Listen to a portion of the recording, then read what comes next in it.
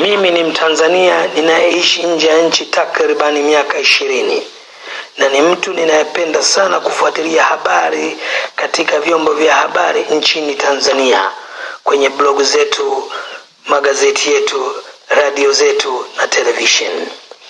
Napenda pia kufuatilia siasa ya nchi yetu ambayo kwa sasa inanifanya natembea kifua mbele kwa jinsi rais wetu John Pombe Magufuli anavyoiletea sifa kwa utendaji wake mzuri wa kazi, kwa kupambana na rushwa, wizi, ubadhirifu wa mali za umma, utumiaji vibaya wa pesa za serikali na kwa kutetea haki za wanyonge na masikini. Kwa kweli Mungu ambariki. Lakini kitu kilichonishangaza leo hii ni baada ya kusoma taarifa za serikali zinazosema serikali yapiga marufuku kusoma degree bila kupata au kumaliza form 6. Habari ambazo zimenishangaza sana, na hizi habari zimetangazwa na Waziri wa Elimu na Mafunzo ya Ufundi Profesa Joyce Ndalichako.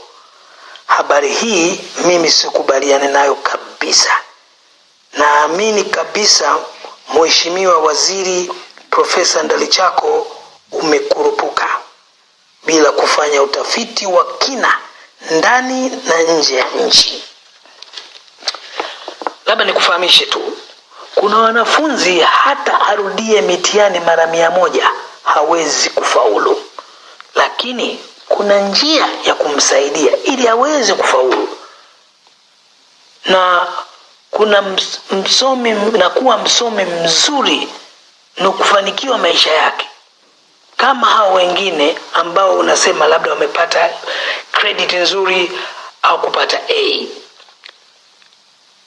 Aliyoongea Profesa Waziri Ndalichako ni unyanyasaji na ni utenganishaji wa watoto wa Kitanzania, wale watoto ambao hawana uwezo mkubwa wa kufaulu kupata hizo A. Sio sawa kuwafanya waishie huko chini. Wanatakiwa wasaidiwe, wawezeshwe, wapate nafasi ya elimu ya vyuo vikuu. Uwezo wa watoto wa darasani ni tofauti sana, hasa ukiangalia chuo kikuu. Darasani huwezi kuwa na wanafunzi wote wana upeo wa aina moja. Lazima kuna mpeo, mtu ana upeo kidogo wa chini, mtu kidogo ana mweleo wa juu, mtu yani uelewa umetofautiana. Yani sio kwamba chuo kikuu kiko kwa wale magenius peke yao. Tujifunze jamani kutoka kwa nchi za wenzetu waliotutangulia. Nafasi ya chuo kikuu ipo kwa kila mtu mwenye uwezo na mwenye kupenda kusoma. Elimu ya kujituma kupata ule uwezo, kwamba mtu anapojituma ndio unajua kwamba huyu mtu anajituma ili aweze kusoma na kufanikiwa katika maisha yake. Naona, na ninachomaanisha kwamba hata yule mtu ambaye ana yani ile wanaita learning difficult, yani uelewa mdogo darasani, atasaidiwa afikie ndoto zake na anaweza hata kuja kuwa mwananchi bora. Mtu anapokuwa amejaribu kusoma, hata akiwa na ule mweleo mdogo, lakini atajaribu kusoma, angalau baadaye aje kuwa mwananchi bora, sijihusishe na mambo ya uhalifu na kitu kama hichi, kwa sababu amejiwezesha yeye mwenyewe kwenda kusoma na ameamua kusoma, hata kama upeo wake mdogo, lakini yuko darasani ili aweze kusoma. Sasa pale ndipo mtu anapotakiwa apewe msaada. Sasa kama leo Profesa Ndalichako unataka kumavoid huyo mtu, kumweka pembeni, sasa utamsaidia mtu ana gani? Mwananchi wa namna gani?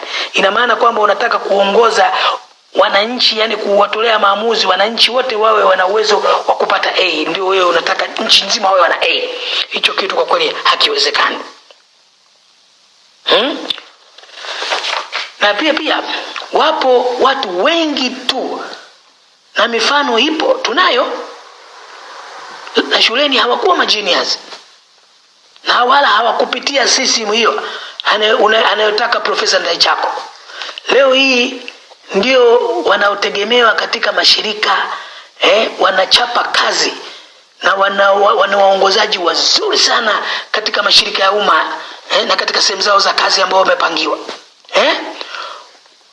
Walitoka nje ya nchi wakasaidiwa kwa system hiyo hiyo ya wenzetu, ambayo kuna foundation program na bridge, ambayo leo hii Profesa Ndaichako unataka kuipiga vita.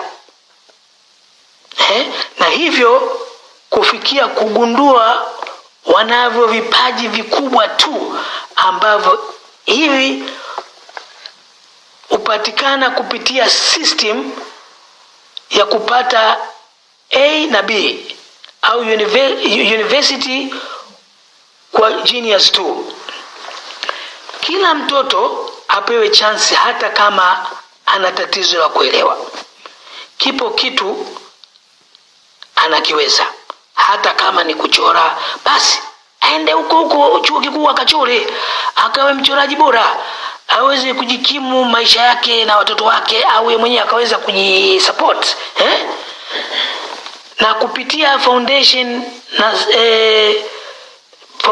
na system nyingine zinaweza kumfanya mtoto kufikisha zile ndoto zake, kwa sababu mtoto anapokuwa amepelekwa katika foundation au katika system nyingine, ana uwezo wa kupelekwa taratibu akajisonga mbele, ili aweze hata kufikia zile ndoto zake ambazo kila siku alikuwa anaziwaza. Lakini sasa mkimwekea hivyo vikwazo vya A na B, huyu hawezi tena kuwa akakamilisha ndoto zake. Ina maana kwamba ndio tutakuja kupata wazurulaji barabarani, ndio tunakuja kukuta watoto zetu wa kike wamebadilika barabarani humo, tunaanza kuwalaumu sisi wenyewe. Kumbe sisi wenyewe viongozi tunawabana katika taratibu zetu ambazo tunaziunda. Ndio maana nasema kwamba ni lazima kwanza tuwaze kwa kina kabla ya kutoa maamuzi haya.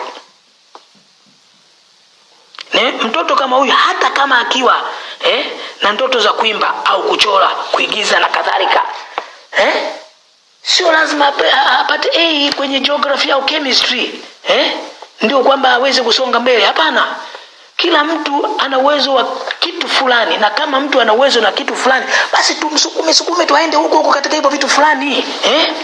Ndio mafanikio yenyewe na ndio maendeleo yanavyokuwa. Mimi kwa kweli ningeweza kusema kabisa kwamba Profesa Ndaichako ulikuwa unatakiwa kwanza swala hili ulichunguze kwa kina, na nilikuwa tu nataka kutoa ushauri tu kwamba naamini kabisa nchi yetu ina katiba, na katiba yetu ina mambo mengi. Kuna uwezo pia, tuna wabunge na wabunge wetu, na tuna bunge ambalo nafikiri kwamba lilikuwa ni swala linatakiwa lipitishwe, liwe mswada liende bungeni ili liweze kupitishwa. Huwezi tu ukakurupuka huko ukatuletea tu kwamba watoto wetu wasiende shuleni, halafu ukatuletea system ambayo inawafukuza watu wengine kazi, wengine na wawaachia njiani, vitu kama hivi. Mama Ndaichako, profesa, fuata taratibu za nchi. Tuna bunge ambalo lipo kwa kupitisha miswada. Wewe uweze tu ukakurupuka kwenye vyombo vya habari na kutoa maamuzi kwa watoto wetu. Ni swala la nchi nzima.